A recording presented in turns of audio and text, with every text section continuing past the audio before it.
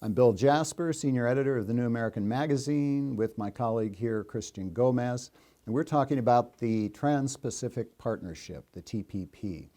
And one of the first words that comes up in any legitimate discussion of this topic is the S word, sovereignty. And that is central to this whole issue that we're discussing. And why is sovereignty important here, and how does the TPP affect it? Well, sovereignty is a major aspect of this entire agreement. Many individuals in Congress, senators and congressmen, good people, believe that the TPP is about free trade. Nothing could be further from the truth. This is entirely about removing U.S. sovereignty. If you just look at the first page of the TPP, which is the preamble, there it states, towards the beginning of the preamble, that the TPP parties resolve to, quote, build on their respective rights and obligations under the Marrakesh Agreement establishing the World Trade Organization. So the TPP document recognizes the Marrakesh Agreement, which is essentially the World Trade Organization. This light reading, well, compared to the TPP, this is light reading. Yeah, this is about a tenth of the size of the TPP. And the TPP recognizes this institution of global governance as its authority, essentially. Right, it quotes or refers to the WTO many times. That's correct, and various WTO agreements that have been passed, like the TBT. So, how is that, for those who aren't familiar with the WTO, how is that going to affect America's national sovereignty? The WTO already has been having a huge impact on our sovereignty, correct, in terms of WTO tribunals and court cases? That's absolutely correct.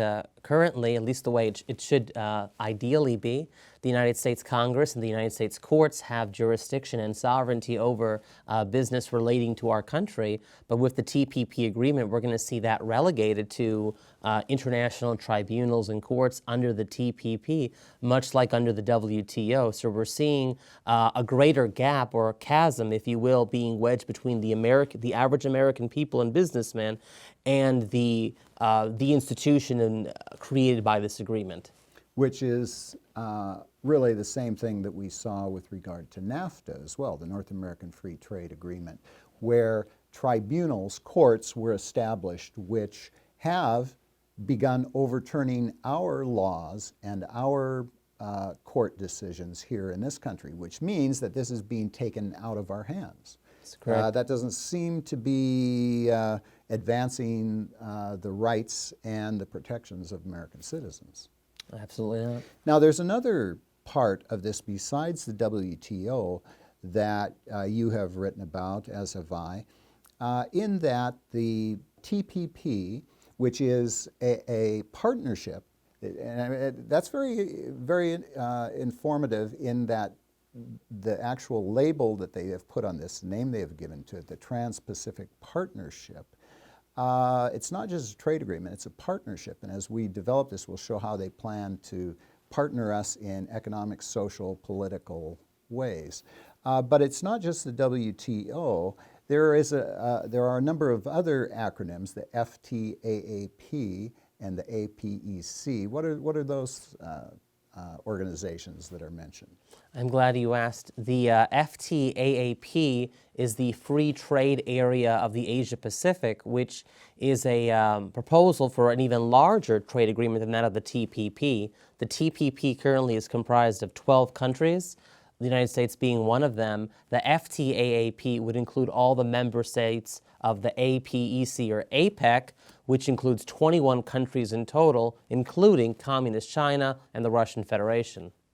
This is a study, Understanding Trans-Pacific Partnership, put out by the Peterson Institute for International Economics, one of the very big globalist think tanks.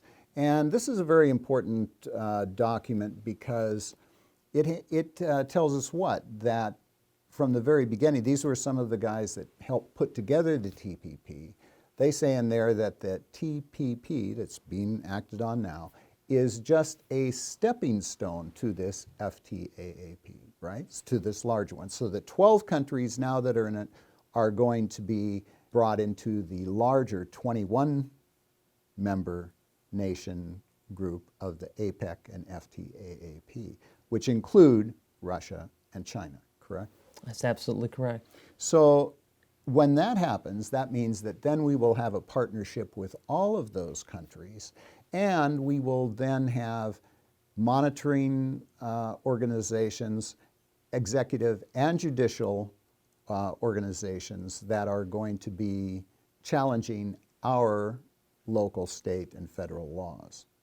That's correct. And with the TPP, the United States is just one voice out of 12, which is on its own pretty slim. But then when you expand that to an APEC-wide free trade zone, which is what the FTAAP is, then you have one voice out of 21. So our voice decreases on the global scale if FTAAP is developed through the TPP as it's envisioned. Okay, we're going to be looking at several more important aspects of the TPP in our next segment.